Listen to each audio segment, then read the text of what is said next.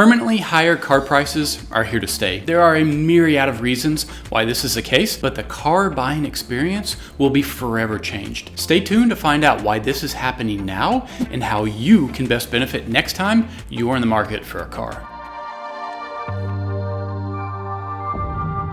Here's a big surprise that probably won't surprise you. Car companies are now publicly saying with no shame that when the semiconductor shortage ends, they won't be lowering the price of cars back to pre-COVID levels. I'm sure you've heard about the crazy increase in used car prices, but this statement is for new cars that spiked in cost because of the global semiconductor shortage. So what's the backstory here? Well, earlier this month, BMW and Daimler execs talked to the Financial Times about how the semi shortage is changing their business model. Daimler's CFO said that going forward, the company will consciously undersupply demand levels. BMW's CFO, Nicolas told the Financial Times something similar, that the company will maintain today's supply levels in order to charge consumers more and maintain increased profit margins. Peter went on to say that consumers no longer expect to walk into a dealer and leave with a new car the same day, nor will they be able to with this constriction of supply. The consumer's willingness to wait 3 or 4 months plays right into the company's plans of increasing profit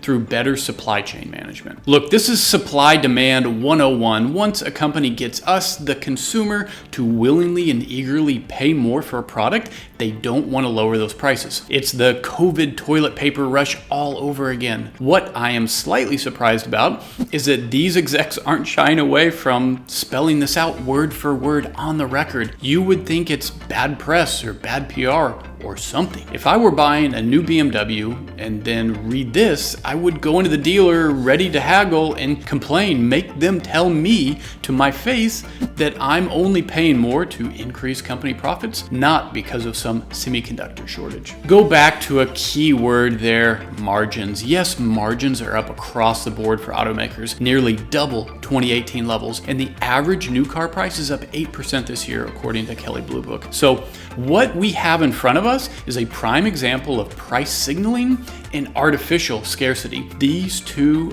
big automakers are telling the rest of the field, hey, look, we can all charge more together. Now that consumers are willing to pay more, let's keep the supply low. GM got the message. They too have gone on the record saying the company will never go back to pre-pandemic inventory levels. I love this line. How detached can you be? This is from the CEO of GM, myriad. She said, lower supply levels are, quote, better for everybody. Better for the car company, better for the dealers. Is that everybody? What about consumers? Your customers. Newsflash, CEOs and CFOs, this semiconductor shortage isn't about to end. The cool thing to say for the last year is that the shortage will be over in 3 to 6 months. I'm not here to be cool. I'm here to tell you the shortage isn't ending. Check out my semiconductor explanation video if you want the long form on why this isn't going away. Educate yourself. Knowledge is power and money. But in short, manufacturing of chips is the chokehold. Not design, not a specific ingredient, the actual manufacture of them. To remedy that, to get more manufacturers online, it's a 5-year, $10 to $20 billion endeavor. And our interconnected world of Internet of Things isn't demanding fewer chips, it's actually rising exponentially. So don't let anybody tell you the shortage is almost over. We are far from out of the woods on this one. If I'm right, these two CFOs and the CEO of GM, myriad, are putting their foot in their mouths for no real reason, laying out this post-shortage strategy that isn't on the horizon. Oh, and are you looking to buy an electric car? Guess what? EVs require 10 times the number of semis as combustible vehicles. So let's all lower our expectations a bit for how fast the transportation revolution will be upon us and how soon the semi shortage will end. And hey, on top of making less cars and charging more for them, automakers are getting around this shortage by shipping vehicles without some of the bells and whistles